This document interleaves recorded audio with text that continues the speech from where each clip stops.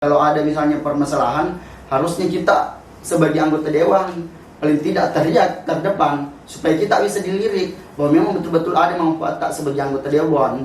Sulit menemukan pemimpin yang jujur. Saya berani katakan seperti itu, Kak. Karena jika kita melihat dari data-data banyaknya wakil rakyat kita yang korupsi, bagaimana dia pertama dia diamanahkan, dia disumpah melalui kitab sucinya. Misalnya memang tidak bisa kerja, ya silahkan mundur. Tapi sepertinya itu tidak mungkin ya, karena mereka bisa duduk di kursi itu pasti melalui proses yang panjang dan modal yang banyak. Ya, sekali itu yang terutama itu ya.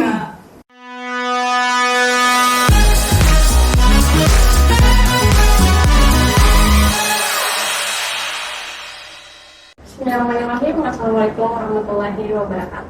Malam ini kami kembali lagi di podcast kita, podcast WIB. Dan malam ini kita kedatangan anak muda Bone yang tentu saja kedepannya akan jadi pemimpin, sosok-sosok pemimpin di Kabupaten Bone.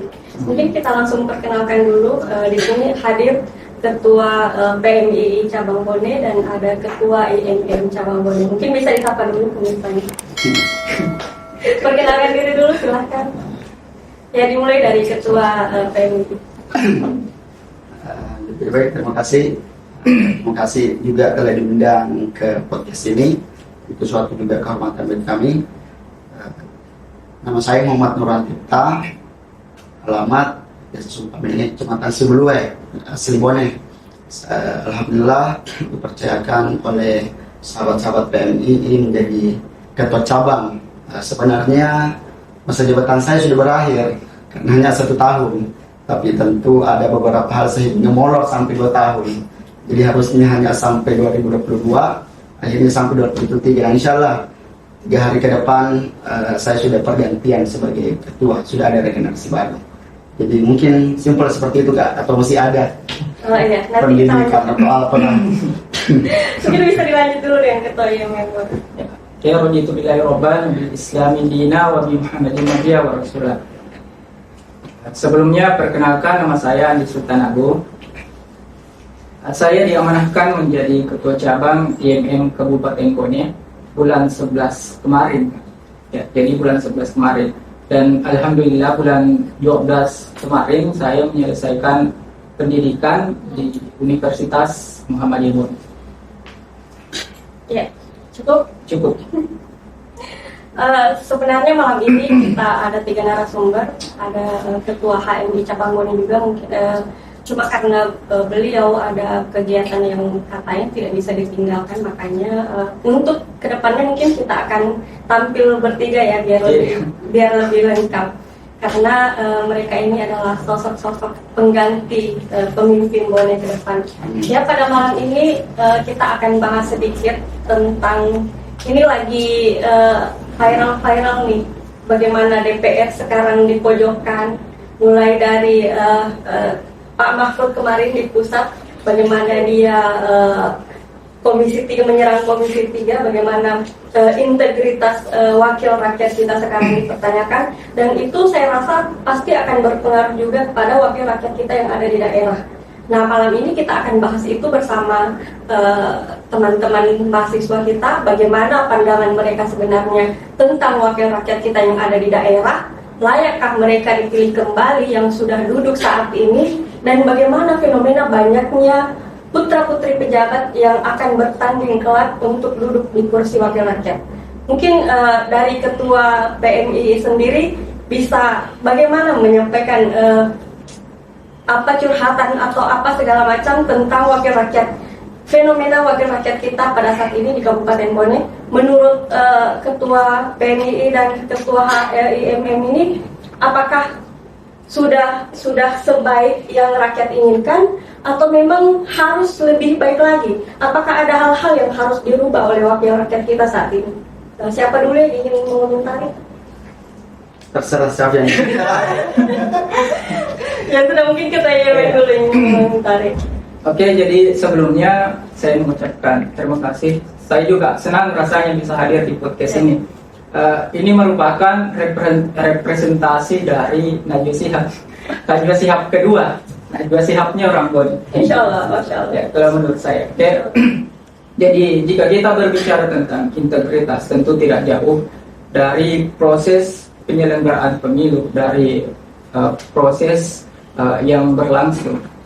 Dan jika kita merujuk kepada undang-undangnya, ya, pasal 2 Undang-Undang Nomor 7 Tahun 2017 tentang pemilu, di situ dijelaskan bagaimana seharusnya mulai dari proses awal sampai dengan proses akhir terpilihnya wakil rakyat itu kita harus mengedepankan liber jurdil. Ya, jadi tentunya kita sebagai anak muda, kita semua berharap bagaimana pemimpin kita bisa jujur, bagaimana pemimpin kita bisa adil nanti ke depan, dan yang terpenting adalah bagaimana pemimpin kita bisa bertanggung jawab terhadap amanah yang diberikan kepada dia, dan bagaimana dia mampu melahirkan produk-produk legislasi yang pro kepada rakyat. Tapi kembali lagi bahwa terkadang harapan kita sebagai anak muda tidak sesuai dengan kenyataan yang ada. Mungkin nanti bisa ditambah. Bagaimana dengan ketua PMI? Ya, kalau menurut kami dari PMI tentu persoalan wakil rakyat apakah sesuai dengan harapan hari ini atau tidak. Kalau saya mengatakan ada baiknya, ada juga tidak baiknya, karena tentu ada 45 anggota DPRD di Kabupaten Bone.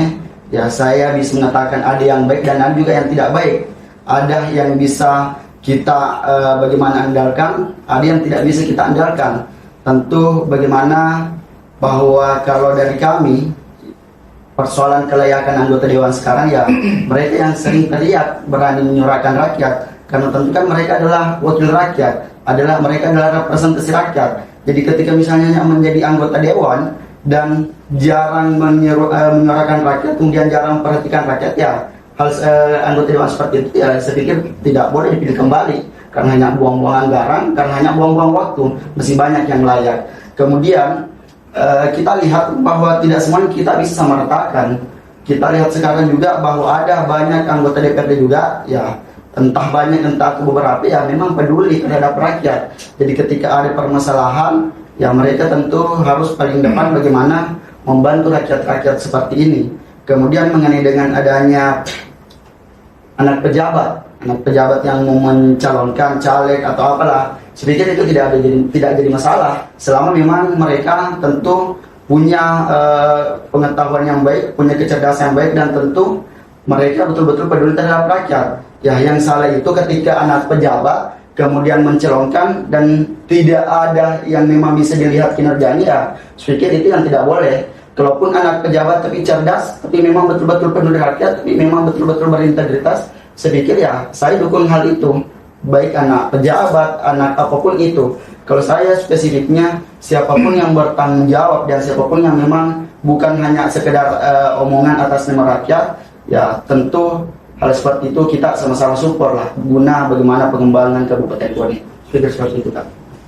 Oke, ini ada yang menarik kemarin ya, beberapa waktu lalu ketika ketika rapat di Banggar itu ada sedikit pertikaian antara pihak eksekutif dengan legislatif terkait permasalahan earmarking dan pokir, ya, ketika mereka merasa didiskriminasi karena pokir-pokir kemudian dibedakan, dihapuskan, dipotong oleh pihak eksekutif.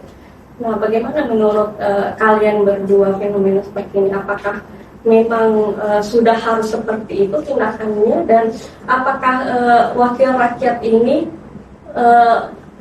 akan bisa dipilih kembali setelah apa yang mereka pikirkan itu?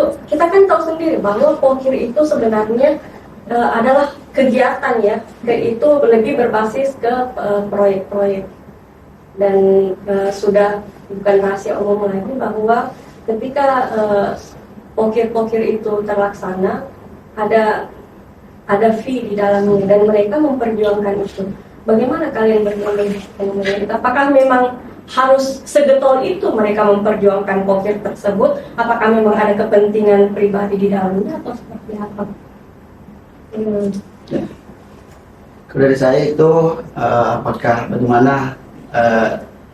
layak segetol itu untuk ke depan mempertahankan ukirnya. Saya pikir memang kemarin saya juga sempat mengikuti polemik ini tentang adanya pertentangan antara eksekutif dan legislatif.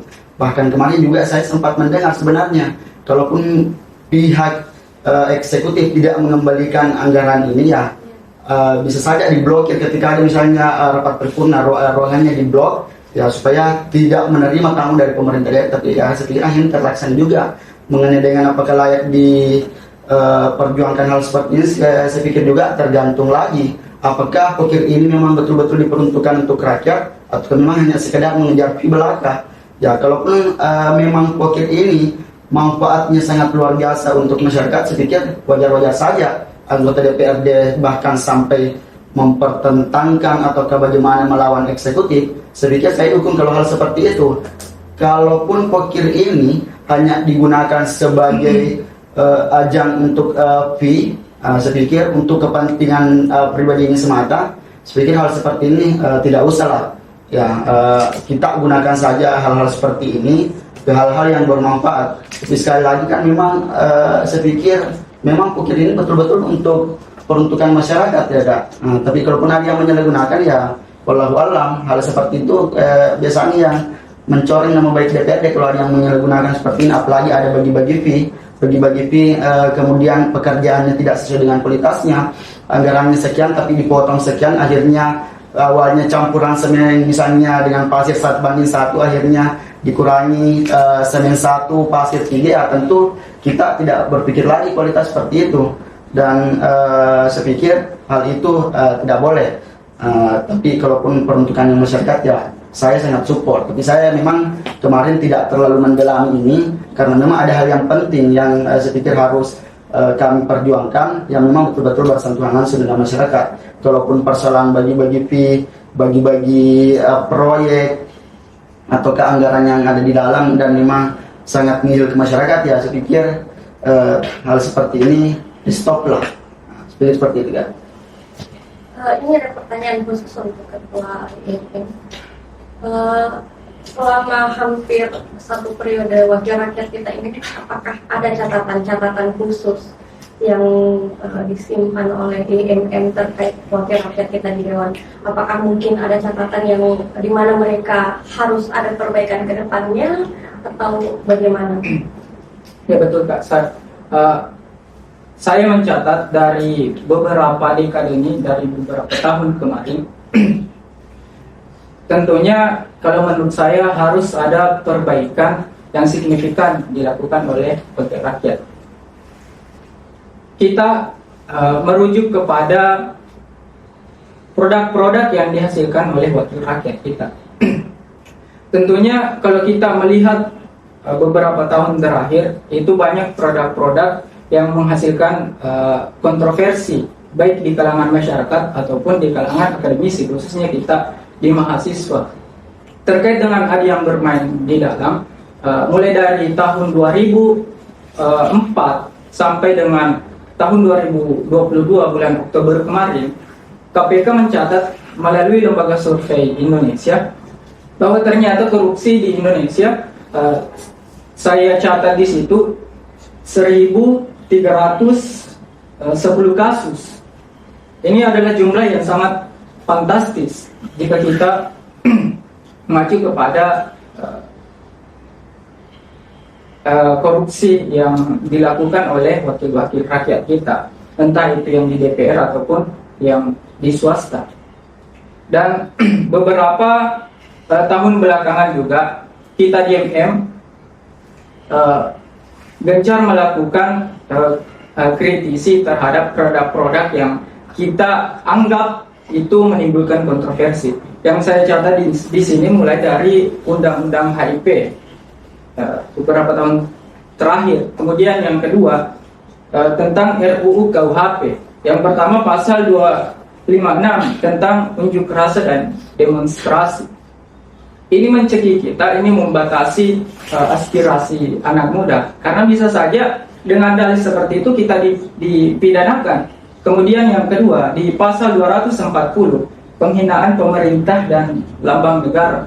Ini ramai kemarin dibicarakan. Selanjutnya, pasal 603, hukuman koruptor turun dari 4 tahun diturunkan menjadi 2 tahun. Selanjutnya, Undang-Undang Cipta Kerja yang baru-baru ini gencar diperbincangkan kalangan akademisi. Kemarin saya di Makassar waktu dihubungi, teman-teman di Bulukumba itu melakukan aksi tentang Undang-Undang Cipta Kerja. Namun yang kami sayangkan di sini, 5 kader IMM di Bulukumba itu sekarang masih mendapatkan perawatan karena mendapatkan tindakan represif dari oknum yang bertugas di situ. Makanya dari itu saya mengucapkan bela sungkawa kepada teman-teman Ikatan Mahasiswa Muhammadiyah di Kabupaten Bulukumba. Terus semangat, jangan pernah berhenti untuk memperjuangkan apa yang seharusnya kita perjuangkan. Oke, kurang lebih seperti itu. Nah, untuk Ketua PMI sendiri, kemarin ada pernyataan yang cukup bikin terhenyak juga, bagaimana Bambang Pacul, tahu kan update berita kemarin, Bambang Pacul menyatakan bahwa sebenarnya di sini kita tidak punya kekuatan apa-apa, tapi dituang juragan, ada juragan ya. Bagaimana menurut Anda fenomena? Apakah di Bone juga terjadi seperti itu atau bagaimana? Kalau di Bone, saya pikir memang juga sebenarnya ada. Kalau saya lihat, tapi saya tidak bisa sebutkan spesifik, ya partai apa atau apapun itu. Saya pikir mungkin ini menurun sampai ke bawah. Karena kenapa demikian? Bahwa saya lihat, saya amati beberapa kali ketika ada misalnya kasus-kasus, pasti misalnya hanya beberapa anggota dewan atau wakil rakyat yang ngomong. Mengapa demikian? Saya pernah tanya salah satu misalnya diskusi, kenapa misalnya ini anggota dewan ini tidak teriakan, sedangkan ini adalah masalah serius. Ya, dikatakan bahwa kita ini tidak bisa, kalau ada sesuatu hal tidak bisa belak-belakan ngomong seperti ini, karena jangan sampai kita ditegur dari atas, tentu ya bisa-bisa di PAW. Makanya dengan pernyataan Bambang Pacul juga seperti itu, saya pikir juga agak miris sebenarnya sebagai mahasiswa. Berarti mereka hadir di situ bukan sebagai wakil rakyat, tapi wakil partai. Mereka bukan sebagai perpanjangan tangan rakyat, tapi perpanjangan tangan partai. Saya pikir tugasnya juga anggota dewan bukan untuk bagaimana menghamba kepada partainya, tapi bagaimana tentu memperjuangkan masyarakat. Karena ya namanya juga anggota dewan, namanya juga anggota wakil rakyat, berarti ya wakil rakyat dong, bukan wakil partai.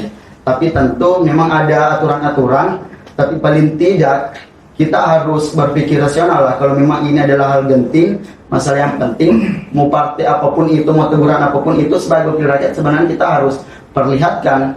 Mengapa demikian? Kalau kita mengkritisi atau ada permasalahan-permasalahan rakyat kita terlibat, ya tentu kembali lagi partainya. Oh ternyata ini partai ini nomor urut sekian, luar biasa pergerakannya di Bone. Nah, tentu akan kembali kepada mereka. Oh pilih lagi partai ini, luar biasa anggota dewannya ini. Ya harusnya anggota dewan berpikir seperti itu, bukan hanya berpikir kepentingan yang tentu malah menjustis masyarakat, khususnya mahasiswa. Oh ini tidak bisa kita andalkan, tidak bisa kita banggakan, karena kalau ada permasalahannya hanya diam. Ya saya maunya itu loh, kalau ada misalnya permasalahan, harusnya kita sebagai anggota dewan paling tidak teriak terdepan, supaya kita bisa dilirik bahwa memang betul-betul ada manfaat tak sebagai anggota dewan, bahwa betul-betul masyarakat tidak salah dalam memilih kita, karena siri-siri don rota tuh di anggota dewan. Ya kalau memang kita tidak bisa bertanggung jawab, ya harusnya mundur dong, daripada banyak masyarakat yang sengsara. Saya pikir seperti itu, Kak. Jadi menarik ya, kalau misalnya memang tidak bisa kerja ya silahkan mundur. Tapi sepertinya itu tidak mungkin ya, karena mereka bisa duduk di kursi itu pasti melalui proses yang panjang dan modal yang banyak. Iya, itu yang terutama itu ya tidak sedikit modal yang harus mereka keluarkan untuk mendapatkan satu kursi di DPR kita. Nah, untuk pertanyaan selanjutnya itu untuk Ketua IMM dan Ketua PMI. Siapa sih sebenarnya yang harus rakyat pilih saat ini untuk ke depan? Apakah mereka harus melihat partainya atau harus melihat figurnya? Bagaimana? Ketua PNI ya. Kalau saya, siapakah wakil rakyat yang harus kita pilih? Apakah melihat partainya ataukah kita melihat figurnya? Tentu juga kalau saya pribadi, di lain sisi memang partai itu penting, tapi saya pikir bukan itu prioritas, melainkan figurnya. Apalagi misalnya incumbent, kita harus lihat bagaimana selama dia menjabat. Apakah memang betul-betul bisa menyuarakan aspirasi rakyat, ataukah hanya mengejar keuntungan dan fokus mengembalikan modal selama menjabat. Makanya ini penting, sekali lagi ketika ada figur itu, kita lihat track recordnya terlebih dahulu. Apa yang sudah dikerjakan, apalagi ini yang pertama kalau incumbent, apa yang sudah dikerjakan, apa manfaatnya selama menjadi anggota dewan, bagaimana selama menjadi anggota dewan, apakah ada perubahan khususnya di dapil-dapilnya. Ya, kalau kita lihat lagi, misalnya kalau bukan incumbent, ya kita harus lihat juga track recordnya bagaimana. Apakah ada misalnya yang telah ditanam sehingga bisa memetik, yang sampai selama sebelum menjadi anggota dewan mereka cuta acuh, yang ujung-ujungnya hanya maju bermodalkan uang, bermodalkan finansial, kemudian hanya sekedar maju. Saya pikir itu juga tidak layak. Tentu yang paling penting sekali lagi track recordnya yang paling utama kalau kita lihat seperti itu. Kalau partainya saya pikir itu hal persoalan belakang. Selama itu orangnya baik, selama itu figurnya baik, mau partai apapun pasti akan terpilih. Tapi sebagus apapun partainya, tapi kalau kriterianya figurnya yang memang betul-betul sudah tercoreng namanya, saya pikir mustahil bisa terpilih. Ya kalaupun bisa terpilih, ya mungkin semakin tambah budget modalnya. Jadi seperti itu. Tidak bisa lepas juga di situ, Kak. Karena ya mungkin masyarakat juga berpikir ada suara, ada uang. Kos politik sama money politik itu beda tipis kan. Sulit dibedakan ya antara kos politik sama money politik. Ketua YMM bagaimana? Kalau menurut saya pemimpin itu wakil rakyat yang harus kita pilih. Yang pertama, dia membawa aspirasi rakyat, bukan membawa aspirasi partai. Itu yang pertama. Kemudian tentunya kita melihat pemimpin itu bukan hanya dari segi visualnya saja, tapi kita berbicara tentang substansi yang dimiliki pemimpin itu. Apakah dia mempunyai kapasitas, apakah dia mempunyai kemampuan untuk dipercaya oleh rakyat. Dan yang terpenting adalah bagaimana sebenarnya pemimpin itu yang kita harapkan bisa merakyat, bisa kembali merakyat. Jangan pas momentum pemilihan umum muncul di permukaan, kemudian setelah pemilihan tidur kembali. Itu yang kita tidak inginkan. Dan yang terakhir, sulit menemukan pemimpin yang jujur. Saya berani katakan seperti itu, Kak. Karena jika kita melihat dari data-data banyaknya wakil rakyat kita yang korupsi, bagaimana dia pertama dia diamanahkan, dia disumpah melalui kitab sucinya. Kalau Tuhan saja dia bohongi, bagaimana rakyatnya? Kalau Tuhan saja dia tidak percaya, bagaimana dengan rakyatnya? Oke, mungkin seperti itu. Itu menarik malam ini. Terakhir karena mungkin kedepannya kita akan kembali bincang-bincang seperti ini dengan topik yang berbeda. Yang ingin saya tanyakan, yang ingin saya sampaikan untuk terakhir, mungkin ada pesan-pesan khusus untuk wakil rakyat kita dan terutama rakyat Bone yang akan memilih wakil rakyat ke depan, dimulai dengan Ketua PMI. Ya, kalau dari PMI sendiri tentu persoalan wakil rakyat, pesannya bahwa memang harus bertanggung jawab, itu yang paling penting. Bahwa sebagaimana kerakyatan yang dipimpin oleh hikmat kebijaksanaan dalam permusyawaratan perwakilan, ya tentu bagaimana kita maknai dari rakyat, oleh rakyat, dan untuk rakyat. Jadi kalian dipilih, kalian menjadi representasi rakyat, tentu tidak lain dan tidak bukan bagaimana kalian bisa memakmurkan dan mensejahterakan rakyat, bukan malah sekali lagi mensejahterakan partai dan lebih memilih partai dibandingkan rakyat sendiri. Makanya sekali lagi persoalan wakil rakyat, saya sering salut ketika memang ada wakil rakyat yang memang betul-betul tulus, betul-betul peduli dengan rakyatnya.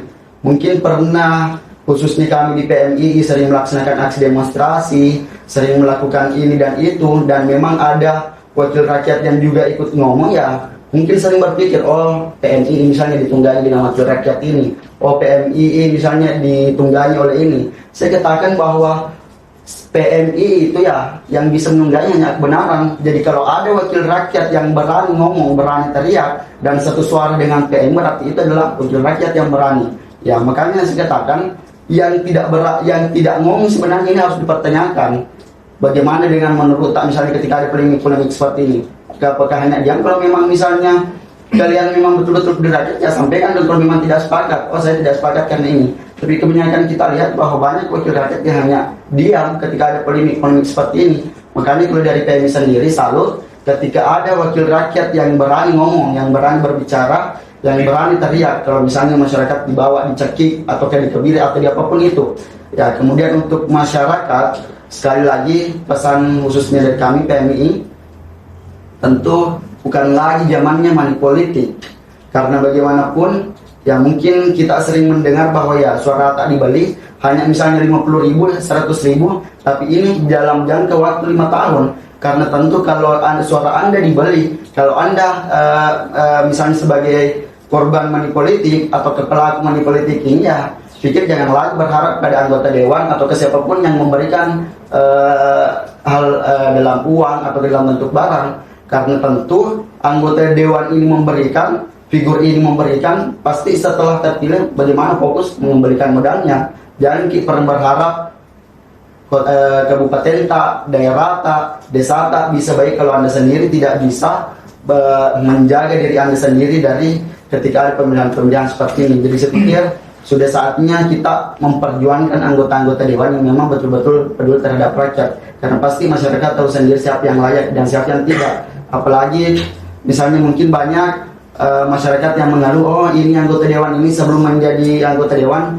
rutin ke rumah dan bahkan menganggap sebagai keluarga. Tapi setelah terpilih jarang lagi dan bahkan tidak pernah muncul. Ya makanya hal seperti itu jangan dipilih lagi. Kalau memang setelah terpilih acuh tak acuh terhadap wilayah tak, terhadap desa tak sendiri, berarti itu tidak layak untuk dipilih. Kalau ada anggota dewan yang sebelum bahkan sesudah pemilihan dan terpilih masih turun melihat dapilnya, masih peduli terhadap masyarakatnya, itu wajib diperjuangkan. Karena tentu kita sama-sama bagaimana memperjuangkan orang baik. Karena kalau bukan kita memperjuangkan orang baik, ya bisa saja orang jahat yang memimpin, habislah kita semua. Jadi seperti itu, Kak. Oke, yang pertama saya berharap pemimpin kita ke depan tentunya menyuarakan, betul-betul menyuarakan aspirasi rakyat, bukan hanya menyuarakan aspirasi dari partainya. Kemudian kita juga berharap pemimpin yang memiliki integritas dan memiliki kompetensi yang mumpuni.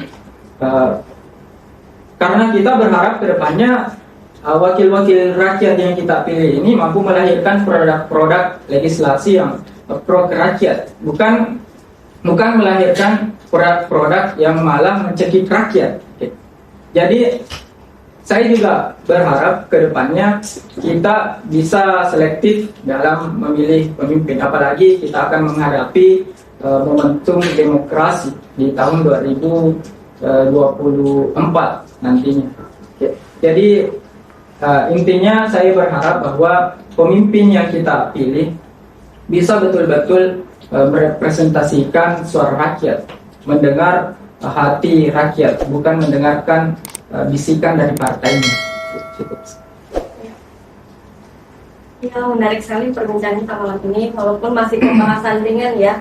Mungkin di lain waktu ketika ada momen-momen yang dianggap krusial, mungkin tidak apa-apa ya kalau saya undang kembali nantinya. Ya, insya Allah. Karena mereka ini adalah tokoh-tokoh muda yang ada di Kabupaten Murhe, dan bukan tidak mungkin suatu saat kelak mereka yang akan menduduki posisi-posisi penting di Kabupaten Murhe. Bisa saja menjadi bupati mungkin, atau menjadi ketua DPRD. Apa sih yang tidak mungkin sekarang kan? Ya. Saya kira sekian dulu perbincangan kita untuk malam ini. Sekian, wassalamualaikum warahmatullahi wabarakatuh. Waalaikumsalam warahmatullahi wabarakatuh.